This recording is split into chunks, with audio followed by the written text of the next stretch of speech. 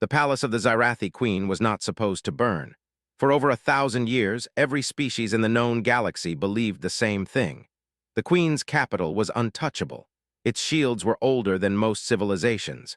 Its guards were bred for loyalty and strength. Its ruler was spoken of in careful tones, not because she was cruel, but because she was inevitable. Yet on this night, fire crawled across crystal towers, and the sky above the capital split with weapons fire. Alarms echoed through halls that had never known panic.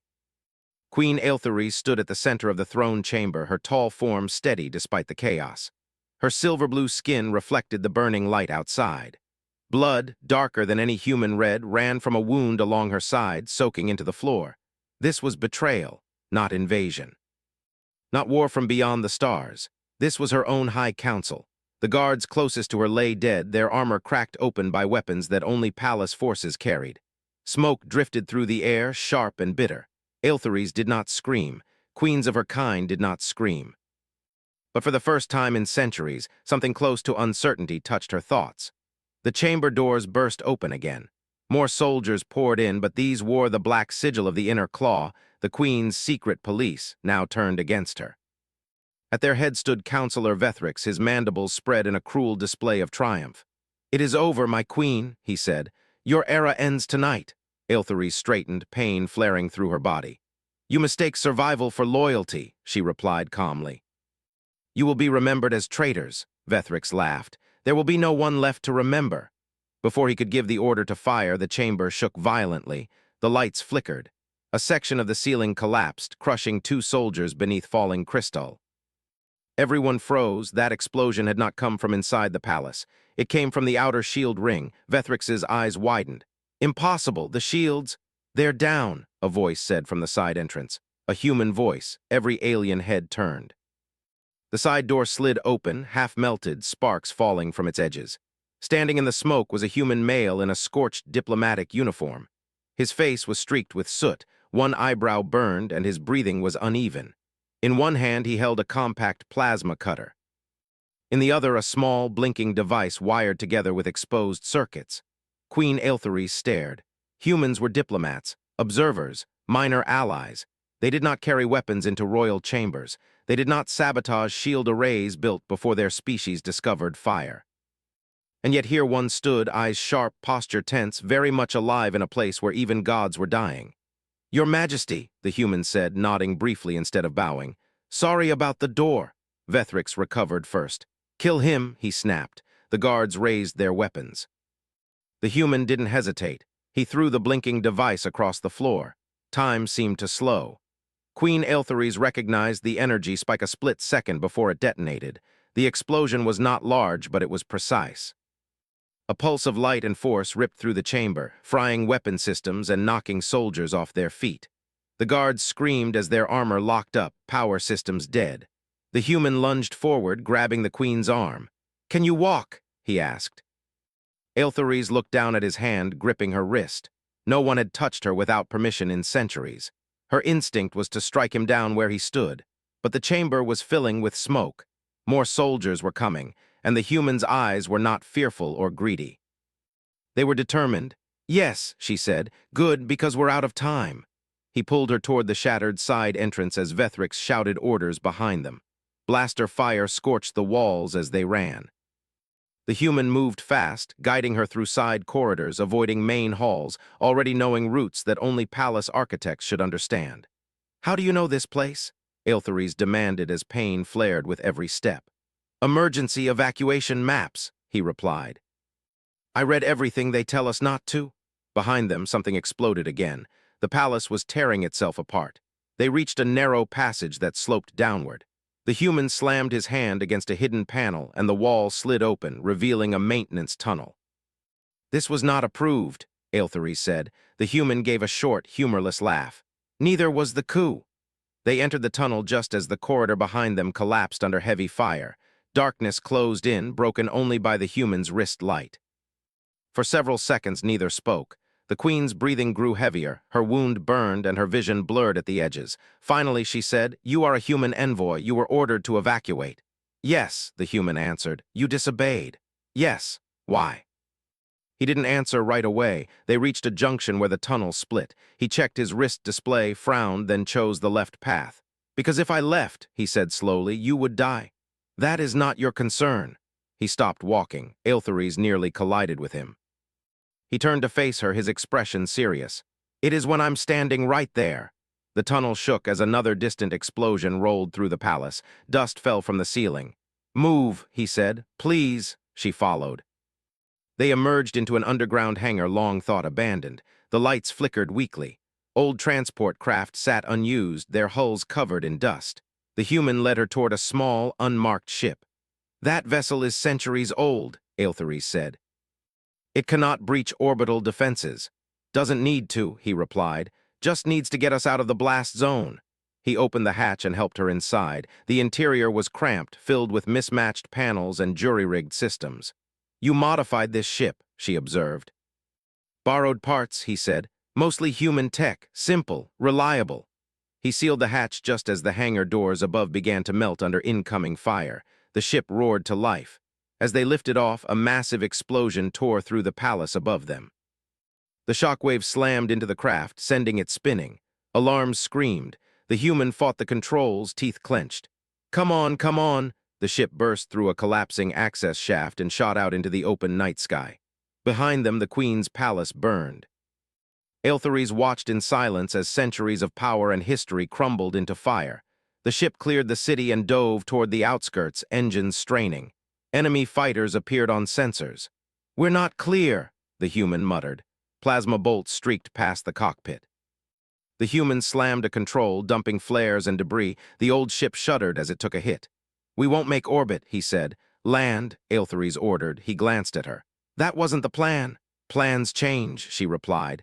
"There are loyalists beyond the capital." He nodded once and angled the ship downward.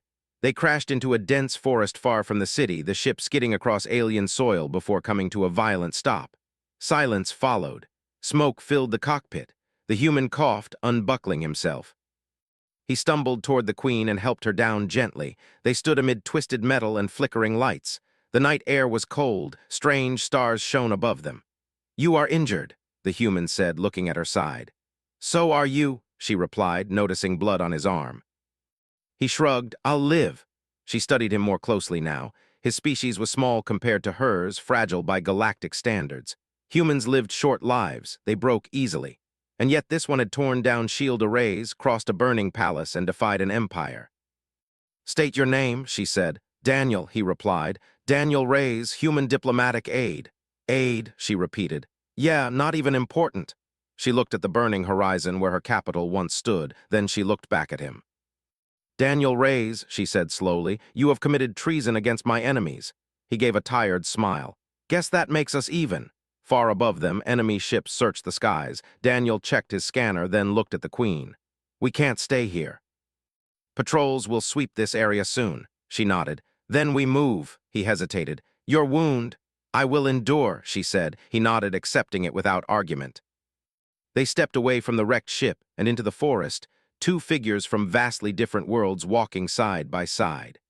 Behind them, the flames of an empire burned.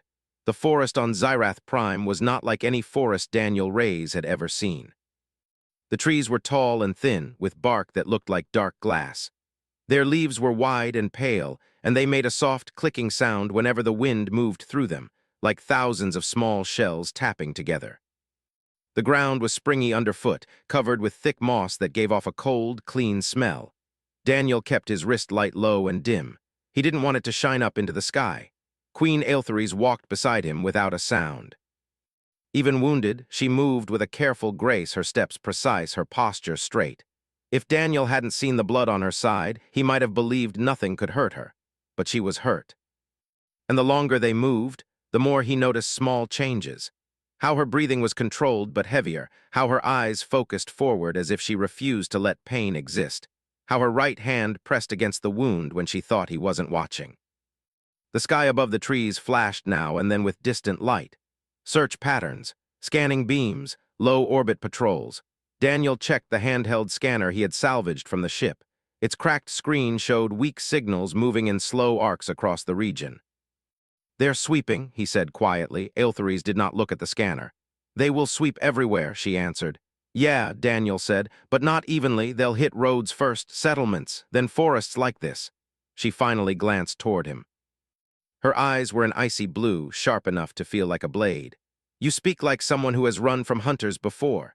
Daniel gave a small, dry laugh. I grew up on a colony world where the storms could kill you faster than any animal. You learned to read danger. He did not add that the people could be worse than storms. That was not the kind of detail that helped in moments like this. They moved deeper into the forest, following a shallow slope downward. Daniel had picked a route away from the crash site, away from any direct path patrols might guess. He also wanted water. If they could find running water, they could mask their heat signature and leave fewer traces. Iltheres spoke again after several minutes. Why did you truly remain? Daniel's jaw tightened. He kept walking. I told you. That was not a full answer, Daniel sighed. He could pretend he didn't understand, but the truth was he did. The queen was not asking for a simple reason. She was trying to measure him, to understand what kind of mind would do something so reckless. He adjusted the strap of the small pack over his shoulder. Inside were basic supplies, a med kit, a power cell, a water purifier, and a few emergency ration bars. Not enough for long, but enough to survive a few days if they stayed careful. He glanced at the queen again. You want the real reason? Yes, she said. Daniel walked another few steps, then stopped near the base of a tree wide enough to hide behind. He listened. The forest clicked softly. No engines, no footsteps, only wind. He looked at her. Because I saw the first shots, her expression didn't change. Many saw them. I was in the outer corridor, Daniel continued. The diplomats were being moved. For our protection. That's what they said. But I heard what happened in the guard station. I saw your own security people firing on your own guards. Iltheres' jaw tightened slightly. That was the only sign she gave. Daniel swallowed, feeling the memory like a bruise. I knew then, if they were willing to do that, they were willing to do anything. And if they won, they'd blame it on outsiders. They'd find a reason to make it humanity's fault, or they'd use you as proof that no one is safe. Iltheres studied him. You feared for your species. Yes, Daniel admitted, but not just that. She waited. Daniel exhaled. I didn't think it was right. Iltheres tilted her head slightly, as if the idea was strange. Right, Daniel nodded. Yeah, I know how that sounds in galactic politics. But I watched you in court sessions. I watched you keep treaties when it would have been easier to break them. I watched you stop wars before they started. People talk about you like you're some cold, perfect creature. But I saw someone trying to keep the galaxy from tearing itself apart. He scratched at soot on his sleeve, avoiding her eyes for a moment. And then I saw you bleeding on your own throne. And I thought if I leave now, then everything I ever said about civilized space is a joke. It would mean I'm just another coward with a badge. Iltheres was silent for a long time. Then she said, You believe morality exists outside of power. Daniel almost laughed again, but there was no humor in it. I believe we have to act like it does. Otherwise, what are we doing out here among the stars? Something shifted behind her eyes. It was small, but Daniel felt it. Curiosity, maybe, or surprise. Move, Iltheres said softly. We must continue. They walked again. As they moved downhill, the air grew cooler and damp. Daniel heard the sound before he saw it, running water not far ahead. He led them toward it. The trees opened into a narrow stream cutting through dark stones. The water looked clear. It shimmered under starlight. Daniel crouched and dipped a gloved finger into it. Cold, but not frozen. He pulled out the purifier and began filling a small bottle. His hands shook slightly, not from cold, but from the slow burn of adrenaline finally fading. Iltheres stood over him, watching the water like she expected it to attack. Is it safe? Daniel asked, holding up the bottle after the purifier blinked green. She didn't answer right away, then she said, It is water, that is enough. Daniel took a careful sip first. It tasted clean, almost sweet. He drank more than offered the bottle to her. Iltheres stared at it. I do not drink from another's container.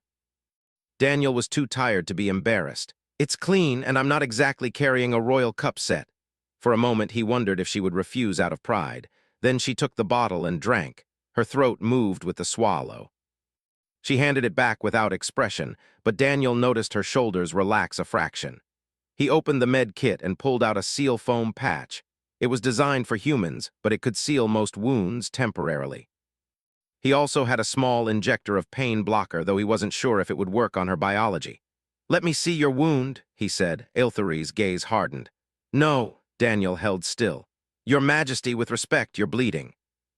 If you collapse out here, it won't matter how brave either of us is." Her mandible-like cheek plates flared slightly, an alien sign of irritation. "You are not my physician." "No," Daniel agreed, "but right now I'm the only one you've got." Aelthery's took a slow breath. The forest clicked softly around them. Then, with a stiff motion, she turned slightly and pulled aside part of her armor. Daniel's stomach tightened. The wound was worse than he thought. A long tear ran along her side, partially sealed by clotting but still bleeding at the edges. Dark fluid seeped out slowly. The armor around it was scorched, suggesting a close-range weapon. Daniel forced himself to stay calm. Panic helped no one. He cleaned the area with a sterilizing wipe. Aelthery's didn't flinch, but Daniel could feel the tension in her muscles. "This is going to sting," he warned. "I do not require warning," she said. Daniel pressed the seal foam patch gently over the wound and activated it. The foam expanded, sealing the edges and creating a firm barrier. Aelthery's inhaled sharply just once, then regained control. Daniel looked up at her. "Okay, that should hold for a while." She stared down at the patch as if it were an insult. "I have been wounded before. I have survived worse." "I'm sure you have," Daniel said, "but you've probably had your best doctors and a sterile room, not a forest and a human with a travel kit." Aelthery's eyes narrowed. "You speak boldly." Daniel's mouth twitched. "I'm a diplomat. Bold is all I've got." He cleaned his own arm next. A shallow burn from the crash, not too bad. He wrapped it quickly. He stood and looked around.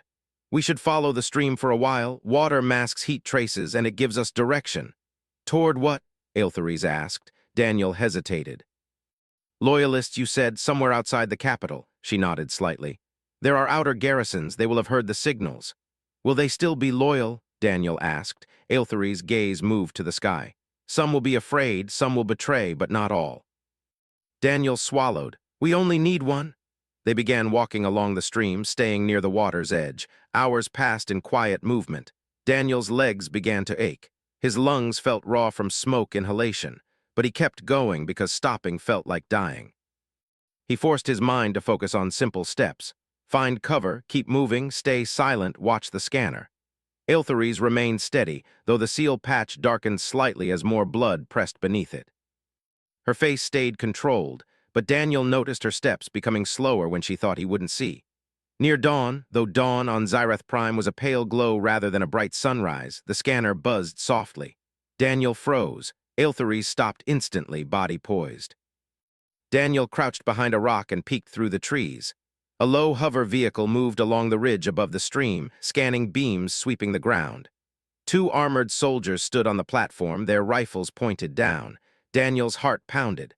The vehicle paused. The scanning beam swept over the water, then across the moss. Daniel held his breath. Aelthery stood perfectly still. Even her breathing seemed to stop. The scanning beam moved closer. Daniel's mind raced. If it spotted them, they'd be dead in seconds. The Queen was injured. There was nowhere to run. He reached into his pocket and felt the small metal piece he'd salvaged from the ship, a cracked signal jammer core. It had maybe one use left, and it would make noise. He looked at Aelthery's. Her eyes met his, reading his tension. He made a small gesture with his hand, pointing left, away from the stream toward a dense patch of undergrowth. Aelthery's understood and moved silently into it, disappearing like a shadow. Daniel stayed. The scanning beam swept again. He waited until it moved past, then, very carefully, he crawled backward, staying low. The hover vehicle shifted. The beam returned, slower now. Daniel's chest tightened. They were suspicious. He made a decision. He pulled out the jammer core, adjusted the exposed wire, and tossed it gently downstream. The current carried it a few meters. Then he activated it remotely. A sharp burst of static energy flashed through the underbrush downstream. It wasn't loud, but it was enough to trigger the hover vehicle's sensors. The vehicle snapped toward the signal. The soldiers raised weapons and shouted in their language. The vehicle moved, sweeping the area where the jammer now crackled against wet stones. Daniel didn't wait. He slipped into the undergrowth and moved toward where the Queen had gone, keeping his steps quiet. Aelthery's was crouched behind thick roots, watching him. "You risk detection," she whispered. Daniel crouched beside her, breathing hard. "If they stayed, we'd be scanned eventually." The vehicle hovered above the stream for a few moments, scanning the downstream area. Then, satisfied, it moved away. Daniel waited until its sound faded. Only then did he allow himself to exhale. Aeltheres watched him closely. "That device, you sacrificed it." "It was junk anyway," Daniel lied. She didn't look convinced. "Humans discard valuable resources easily," Daniel shrugged. "Humans discard resources when it keeps someone alive." Again, that small shift in her expression, not softness exactly. Something like respect struggling against instinct. They resumed walking. By midday, they reached a region where the forest thinned into rocky hills. The stream widened and turned into a shallow river. On the far side, Daniel saw signs of old infrastructure, broken pylons, half-buried conduits, abandoned service roads. "Good," Daniel murmured. "Civilization nearby means there's a chance of transport." Aeltheres scanned the horizon. "Or more hunters." "Yeah," Daniel said. "That too." They crossed the river carefully. The water came up to Daniel's waist and soaked his uniform. Aeltheres stepped through it with less trouble, but Daniel noticed the way her posture stiffened when cold water touched her wound. On the far side, Daniel found a small maintenance shed half-collapsed under vines. Inside were rusted tools and an old emergency beacon, dead from age. But there was also a power cell casing. Daniel pried it open and found it empty. Still, he took it. Empty casing meant the place had been used at some point, which meant there might be an active route nearby. They moved along the old service road, keeping to the side. As they walked, Aeltheres spoke again. "When you acted in the throne chamber, you did not hesitate." Daniel glanced at her. "There wasn't time. You attacked my guards. They weren't your guards anymore. You disrupted royal weapon systems. They were about to shoot you." Aeltheres' eyes remained forward. "You made choices that could be seen as an assault on my sovereignty." Daniel almost laughed. "Your Majesty, I'm soaking wet, half-burned, and running through your countryside with a busted scanner. If I wanted to assault your sovereignty, I chose a really bad plan." Aeltheres' mouth plates shifted faintly, almost like a smile trying to exist and failing. "Humans use humor to cover fear." "Sometimes," Daniel admitted. "Sometimes we use it because if we don't, we break." Aeltheres' voice lowered slightly. "Do you fear now?" Daniel looked at the sky, then at the road ahead. "Yeah," he said honestly, "a lot. And yet you continue." "Yeah." Aeltheres fell quiet again. Later, they reached a ridge overlooking a valley. In the distance, hidden behind rocky outcrops, Daniel saw lights, not city lights. Small, controlled points, a base. He lifted the scanner. A signal pulsed faintly. Aeltheres' posture changed instantly. "That is an outer garrison," Daniel frowned. "How can you tell?" "The pattern of the lights, defensive spacing." Daniel swallowed. Relief rushed through him so fast it almost made him dizzy. "Okay," he whispered. "Okay, we might be able to." Aeltheres grabbed his arm suddenly and pulled him down behind the ridge. Daniel stumbled, startled. "What?" She pressed a hand over his mouth and pointed. A patrol line moved along the valley's edge. Not garrison troops, Black Sigil troops, coup forces. Daniel's pulse spiked again. "They're already there." Aeltheres' eyes narrowed. They moved quickly. Daniel watched the patrol. They were positioning along approaches, setting up sensor towers. They were tightening a net. "They're expecting us," Daniel whispered once her hand moved away. Aeltheres' voice was cold. "They are hunting me." Daniel stared at the base. "If the garrison is loyal, they'll fight them." "If," Aeltheres said. Daniel's mind raced. "We need to contact them without being seen." Aeltheres looked at him. "Do you have a method?" Daniel pulled out his communicator. The screen was cracked. The signal bar was empty. "Not a good one," he admitted. He scanned the ridge line. There was a narrow drainage channel that ran down toward the valley, full of stones and low shrubs. If they moved carefully, they could get closer without being detected. But it was risky. Aeltheres' gaze remained on the Black Sigil patrols. "They are placing jammers," she said. Daniel swore under his breath. "Of course they are." Then he remembered something. He dug into his pack and pulled out a small, flat device about the size of his palm. An emergency diplomatic beacon designed to transmit short-range coded bursts. It wasn't meant for long distance, but it could reach a nearby base if the base's receivers were set to pick it up. It was also traceable if the enemy was listening. Daniel held it up. "This could work, but it'll light us up on their sensors if they're paying attention." Aeltheres looked at the beacon. "And if you do nothing, we will be captured." Daniel nodded. "Yeah." Aeltheres stared at the valley again, then at him. "Then you will transmit." Daniel blinked.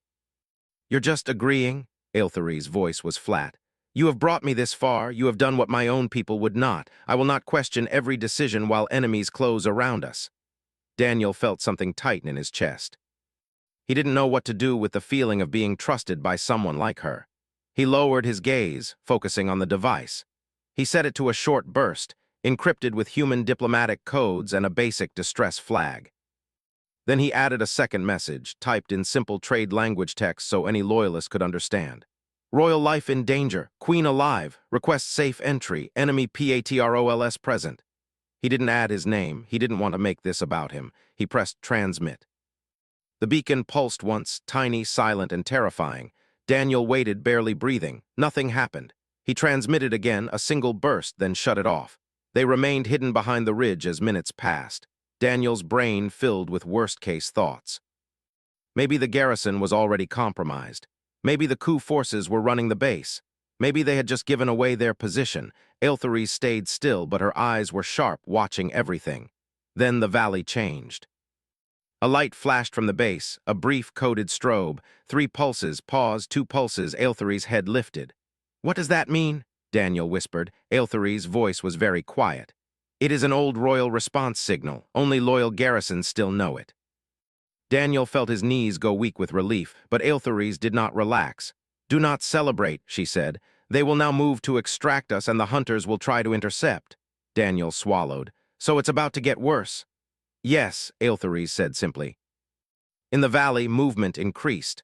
Loyal troops began to reposition along the outer perimeter, but they moved carefully like they feared something. Coup troops shifted too, tightening their line. Daniel watched the pattern and felt cold understanding. They've got them pinned, he murmured. The loyalists can't move freely. Aeltheres looked at him.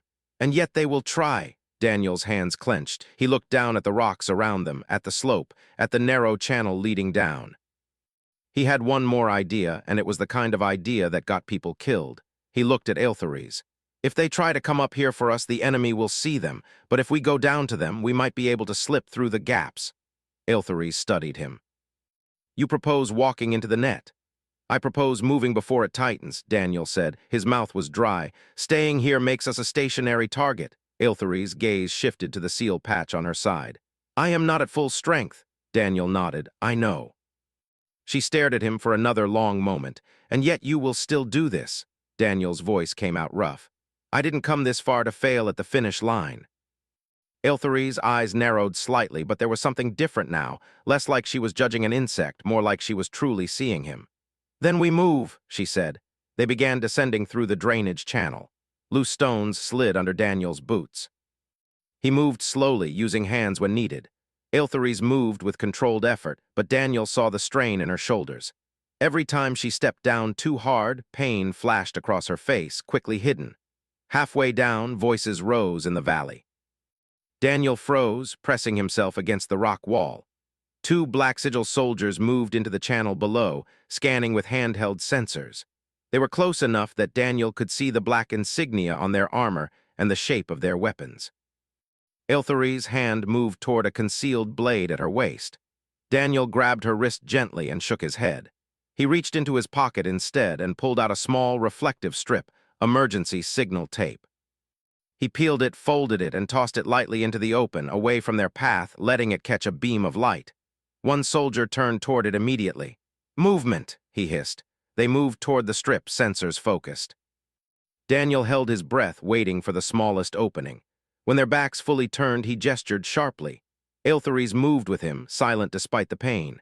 They slid past, staying pressed to the rocks and shrubs, using the valley's shadows. They cleared the patrol without a sound. Daniel's heart was pounding so hard he thought they would hear it. They continued. The base grew closer. Daniel could now see the loyalist perimeter lines.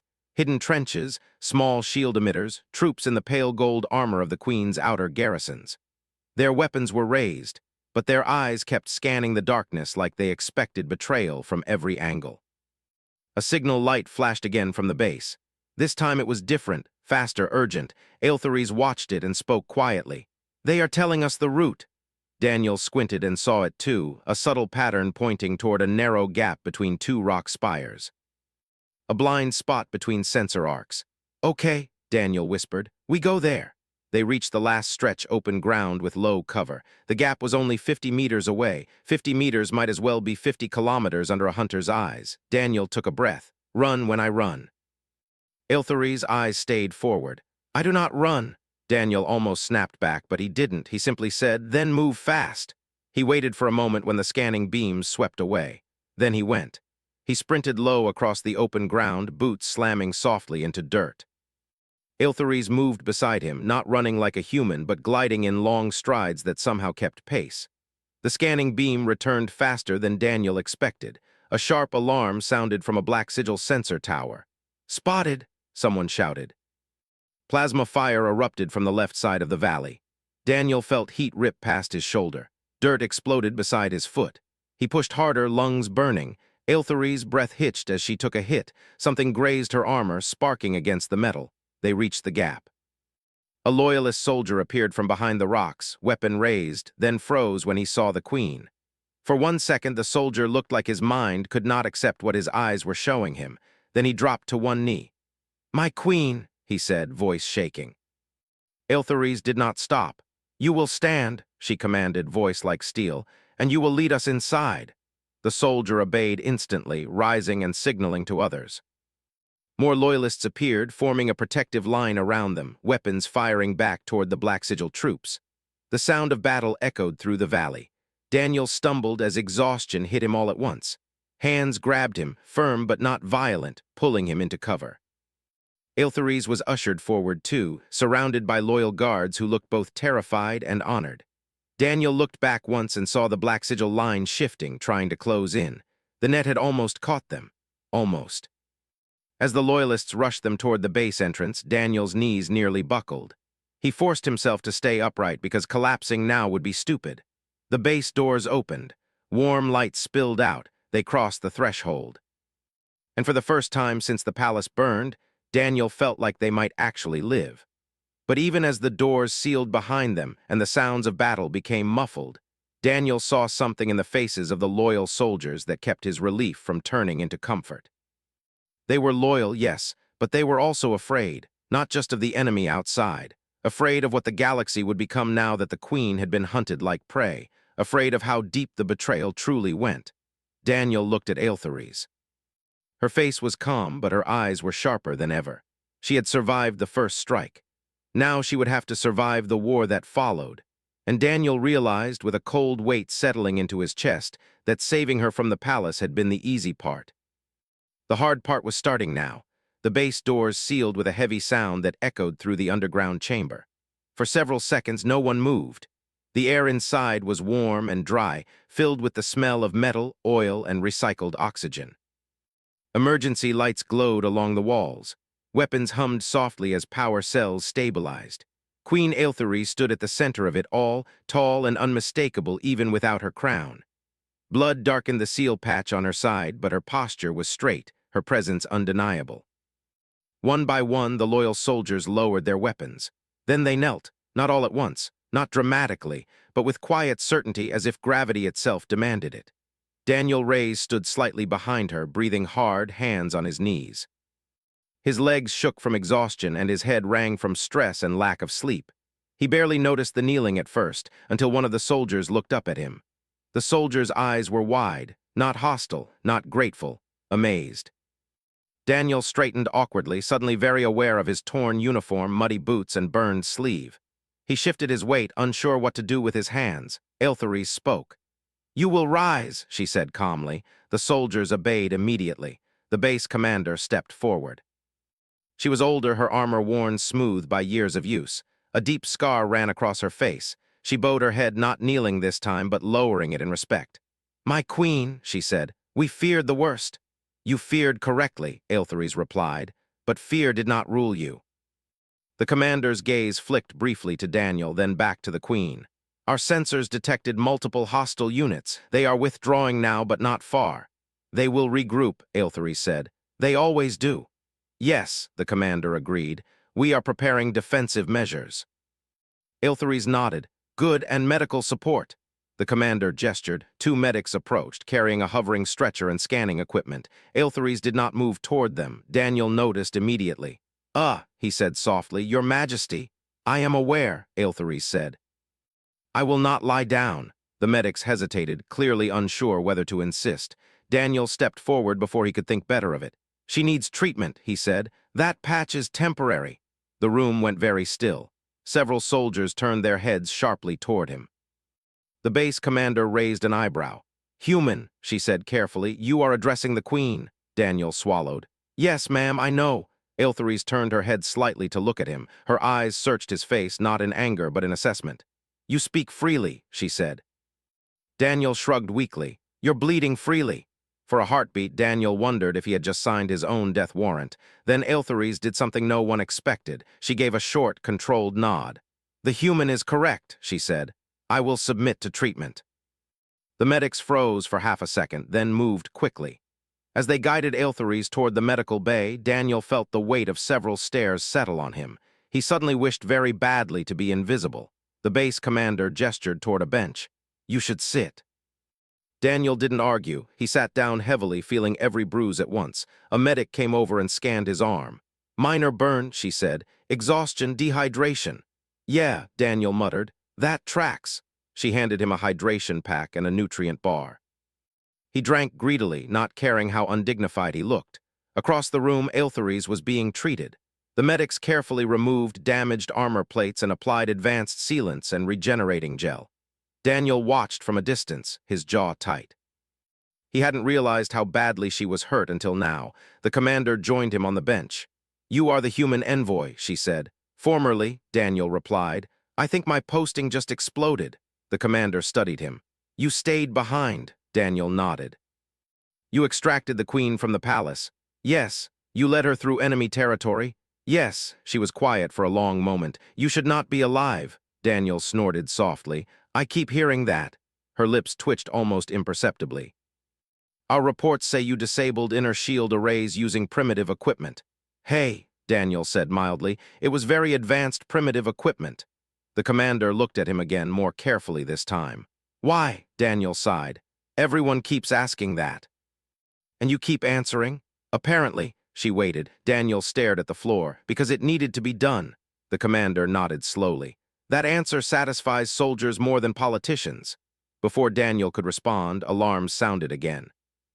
Not the shrill cry of immediate danger, but a deep, steady tone. The commander stood. Contact incoming. Aeltheres emerged from the medical bay moments later, her armor replaced with a lighter ceremonial coat. The wound was stabilized, though she moved carefully. She took her place at the command table as holographic displays flickered to life. Daniel stayed back, leaning against the wall. He didn't belong here. This was power, command, strategy. He was just a man who ran and improvised. A face appeared on the hologram, Counselor Vethrix. His image was slightly distorted, but his smug expression was unmistakable. My queen, Vethrix said smoothly, it pleases me to see you alive. Aeltheres' eyes hardened. You failed. Vethrix spread his mandibles. Temporarily. The commander stiffened. Several soldiers shifted their weapons, though they knew it was only a projection. You have endangered the Empire, Aeltheres said. You turned my own guards against me. I saved the Empire, Vethrix replied. You grew weak, too cautious, too fond of lesser species. Daniel's fists clenched. Aeltheres' voice remained calm. You mean humans? Vethrix tilted his head. Among others, and yet it was a human who disrupted our plans. Curious, is it not? His gaze flicked, and Daniel realized with a chill that Vethrix knew exactly where he was. Bring him forward, Vethrix said. I wish to see the creature who thought himself important. Several soldiers glanced at Aeltheres. She did not look at Daniel. He will not be brought, Vethrix laughed. You protect him? How touching. Aeltheres' eyes burned. He is under my protection. The room seemed to vibrate with that declaration. Vethrix's expression shifted just slightly. You make him a liability. I make him a responsibility, Aeltheres said. One you will not touch. Vethrix leaned closer to the projection. The High Council has declared emergency succession. Your rule is suspended. Warrants are issued, for you, for all who shelter you. The commander spoke sharply. This base remains loyal to the crown. For now, Vethrix said, but loyalty cracks under pressure. The transmission cut. Silence followed. Daniel felt every eye in the room turn to the queen. Aeltheres stood taller. You have all heard him. Yes, my queen, the commander said. They will come in greater force, Aeltheres continued. They will promise safety rank survival. Daniel swallowed. And they will lie, Aeltheres finished. As they always do, the commander bowed her head. We stand with you. One by one, the soldiers echoed it. Daniel felt something strange twist in his chest. He had seen loyalty before, but this was different. This was belief. Aeltheres turned slightly and looked at him. Daniel Reyes, he straightened instinctively. Yes, you will remain. Several officers exchanged surprised looks. Daniel blinked. Remain where? With me, Aeltheres said. You are now part of this conflict. Daniel almost laughed. Your Majesty, I was part of it the moment I didn't get on that evacuation ship. Aeltheres studied him. You understand this means danger. Daniel nodded. Been there. It means sacrifice. Daniel hesitated, then nodded again. Still here. Aeltheres' voice softened just a fraction. Very well. Plans moved quickly after that. The base began preparing for evacuation. This outpost could not withstand a full assault. The Queen's loyal network was spread thin, fractured by the coup. They needed to move her to somewhere secure, somewhere unexpected. Daniel sat in a corner as strategists argued routes and options. He listened without speaking, absorbing patterns, watching how power moved. Eventually, Aeltheres approached him. You are quiet, she said. Daniel shrugged. Trying not to mess anything up, she considered him. You have already altered events beyond measure. That wasn't the goal. And yet, she said, it is the result. She gestured toward a smaller map display. We will travel to the HFY belt. Daniel frowned. Isn't that unstable? Yes, she said. That is why it is safe, few patrols, dangerous terrain, no major installations.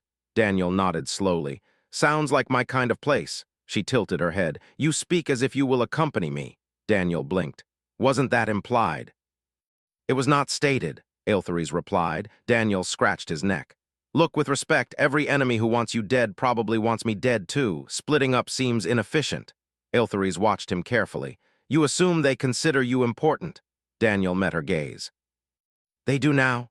Aeltheres was silent for a moment. Then she said, yes, they do. The evacuation began under cover of false signals and decoy movements. The loyalists were careful, methodical. Ships lifted off in staggered patterns, drawing attention away from the true route. Daniel boarded a mid-sized transport with Aeltheres and a small honor guard. As the ship lifted into space, Daniel watched Xyrath Prime shrink below them. Smoke still rose from the capital. He felt a strange ache. He hadn't belonged there, but he had risked everything for it. The journey through the HFY belt was tense. The region was filled with drifting rock, electromagnetic storms, and unstable gravity fields. Sensors struggled. Navigation was a nightmare. Daniel sat strapped into a jump seat, watching the pilot wrestle with controls. Remind me, he muttered, to never vacation here. One of the guards glanced at him, confused. Aeltheres, seated nearby, said quietly, Humans vacation in dangerous places? Daniel shrugged. Some of us do. The ship lurched violently as a gravity wave rolled through the belt.